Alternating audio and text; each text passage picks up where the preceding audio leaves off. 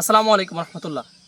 আজ আমি আপনাদেরকে নিয়ে যাচ্ছি গ্রামের এক অপূর্ব সৌন্দর্যের জায়গায়, যেখানে নেই শহরের ব্যস্ততা, নেই কোলাহল, শুধু আছে প্রকৃতি এক নির্মল ভালোবাসা। চলুন ঘুরে আসি এক পাহাড়ি গ্রামে। চারিদিকে সবুজ আর সবুজ, উঁচু নিচু পাহাড় আর এক ঠান্ডা বাতাস, সব মিলিয়ে মনে হবে আপনি যেন এক নতুন জগতে আছেন, এক প্রশান্তিময় জগতে আছেন।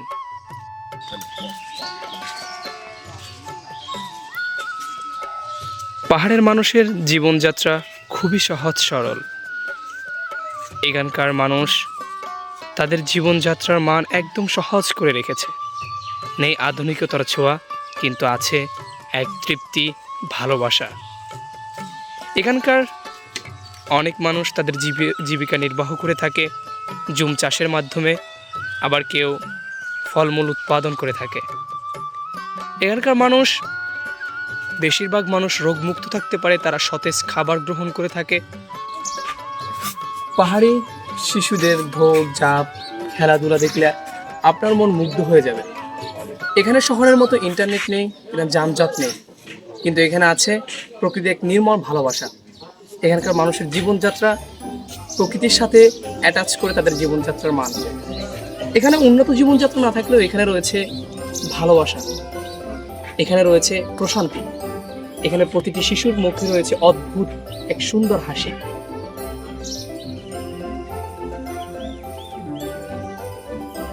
শহরে আমরা যতটাই আধুনিক হই না কেন, প্রকৃতির এই সরলতার মাঝে অনেক কিছু শেখার আছে। যদি এই গ্রামে কখনো আপনার আসা হয়, কিংবা আপনি কখনো যদি আসেন, তাহলে বুঝতে পারবেন প্রকৃতির মাঝে লুকিয়ে আছে আসল শান্তি, আসল তৃপ্তি।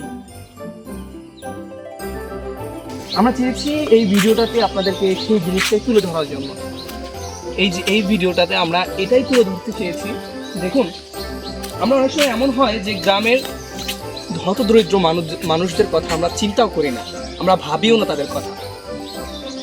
আমরা সবসময় আমরা নিজেদের চিন্তা করে থাকি, কিন্তু আমাদের উচিত তাদের জন্য চিন্তা করা।